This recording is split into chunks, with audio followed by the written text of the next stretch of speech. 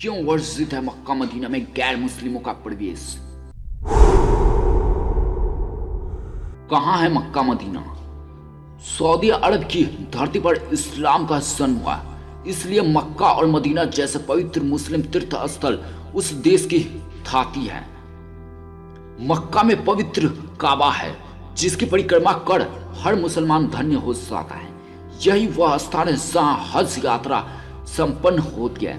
इस्लामी तारीख के अनुसार 10 जिलहज को दुनिया के कोने कोने से मुसलमान इस पवित्र स्थान पर पहुंचते हैं, जिसे ईद-उल अजहा कहा जाता है।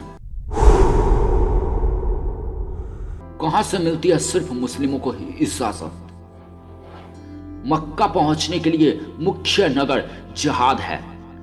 यह नगर एक बंदरगाह भी है और अंतर्राष्ट्रीय हवाई मार्ग का मुख्य केंद्र भी। जद्दाह से मक्का जाने वाले मार्ग पर यह निर्देश लिखे होते हैं कि यहाँ मुस्लिमों के अतिरिक्त किसी भी और धर्म का व्यक्ति प्रवेश नहीं कर सकता। अधिकांश सूचनाएं अरबी भाषा में लिखी होती है, जिसे अन्य देशों के लोग बहुत कम जानते हैं। काफिरों का प्रवेश प्रतिबंधित। अब तक इस सूचनाओं में यह भी लिखा जाता है कि काफिरों का प्रवेश प्रतिबंधित है, लेकिन इस बार काफिर शब्द के स्थान पर नॉन मुस्लिम यानी गैर मुस्लिमों का प्रवेश वर्जित है। लिखा था काफिर शब्द का शाब्दिक अर्थ होता है इनकार करना अथवा छिपाना। वास्तव में काफिर शब्द का उपयोग नास्तिक के लिए किया जाता है। दुर्भाग्य से काफिर शब्द को हिंदुओं से जोड़ा दिया गया है, जो एकदम गलत है। ईसाई, यहूदी, पारसी और बौद्ध भी उस वर्जित क्षेत्र में प्रवेश नहीं कर सकते। प्रसिद्ध अवधारणा मक्का मक्केश्वर महादेव का मंदिर था। मुसलमानों के सबसे बड़े तीर्थ मक्का के बारे में यह कहते हैं कि वह मक्केश्वर महादेव का मंदिर था। वह काले पत्थर का विशाल शिवलिंग था, जो खंडित अवस्था में अब भी वहां है। हज के समय संग अर्थात पत्थर, अस्वद अर्थात अश्वेत यानी काला कहकर मुसलमान उसे ही पूजते और चूमते हैं। इसके बारे में प्रसिद्ध इतिहासकार स्वपी एन ओक ने अपनी पुस्तक वैदिक विश्व राष्ट्र का इतिहास में बहुत विस्तार में लिखा है। प्रसिद्ध अवधारणा है मक्का मक्केश्वर महादेव का मंदिर। कहा जाता है कि व्यक्तिश पंडित ग्रंथ रामावतार चरित के युद्धकांड प्रकरण में उपलब्ध एक बहुत अद्भुत प्रसंग मक्केश्वर लिंग से संबंधित है, जो आमतौर पर अन्य रामायणों में नहीं मिलता। वह प्रसंग काफी दिलचस्प है। शिव रावण द्वारा याचना करने पर उसे युद्ध में विजय होने के लिए एक लिंग मक्केश्वर महादेव दे देते हैं और कहते हैं कि यह तेरी रक्षा करेगा, मगर ले जाते समय इसे मार्ग में कहीं पर भी धरती पर नहीं रखना। प्रसिद्ध अवधारणाएं मक्का मक्केश्वर महादेव का मंदिर था। रावण आकाश मार्ग से लंका की ओर जाता है, पर रास्ते में कुछ ऐसे हालत बनते हैं कि रावण को शिवलिंग धरती पर रखना पड़ता है। वह दोबारा शिवलिंग को उठाने की कोशिश करता है, पर खूब प्रयत्न करने पर भी लिंग उस स्थान से हिलता नहीं। वेंकटेश पंडित के अनुसार यह स्थान वर्तमान में सऊदी अरब के मक्का नामक स्थान पर स्थित है।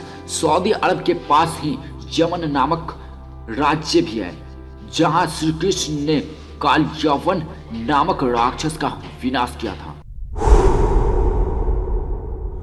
सिर्फ एक अफवाह। कहा जाता है कि अरब में मोहम्मद पैगंबर से पूर्व शिवलिंग को लात कहा जाता है। मक्का के काबा में जिस काले पत्थर की उपासना की जाती है, भविष्य पुराण में उसका उल्लेख मक्केश्वर के रूप में हुआ है। इस्लाम के प्रसार से पहले इजराइल और अन्य यहूदियों द्वारा इसकी पूजा किए जाने के स्पष्ट प्रमाण मिले हैं, लेकिन ये सब कितना सच है यह विवादित है। अभी तक तो यह सिर्फ एक अफवाह ही लगती है। प्रसिद्ध अवधारणा है काबा का पवित्र झरना। एक और धारणा है कि बहुत प्रसिद्ध है कि काबा से जुड़ी पवित्र गंगा जैसा ही सभी जानते हैं, भारतीय संस्कृति में शिव के साथ गंगा और चंद्रमा के रिश्ते को कभी अलग नहीं किया जा सकता। जहां भी शिव होंगे पवित्र गंगा की अवधारणा निश्चित ही मौजूद होगी। काबा के पास भी एक पवित्र झरना पाया जाता है। इसका पानी भी पवित्र माना जाता है। इस्लामिक काल से पहले भी इसे पवित्र आबे जमजम ही माना जाता है। प्रसिद्ध अवधारणाएं काबा का पवित्र झरना। आज भी मुस्लिम श्रद्धालु हज के दौरान इस आबे जमजम को अपने साथ बोतल में भरकर ले जाती हैं। ऐसा क्यों है कि कुंभ में शामिल होने वाले हिंदुओं द्वारा गंगा जल को पवित्र मानने और उसे बोतलों में भरकर घरों में ले जाने तथा इसकी प्रकार हज की इस परंपरा में इतनी समानता है? इसके पीछे क्या कारण है? मेरी माने तो ये महज एक सुंदर इत्तेफाक है जिसे हम मोड़ मरोड़ रहे हैं। गुरु नानक ने मक्का में किया था प्रवेश। सिख धर्म के प्रथम गुरु नानक देव ने अपने जीवन भर हिंदू और मुस्लिम धर्म की एकता का संदेश दिया है और यातायात के बेहद कम साधनों वाले उस दौर में भी पूरे भारत ही नहीं, आधुनिक इराक के बगदाद और सऊदी अरब के मक्का मदीना तक की यात्रा की। मक्का में गैर मुस्लिमों को प्रवेश की अनुमति क्यों नहीं?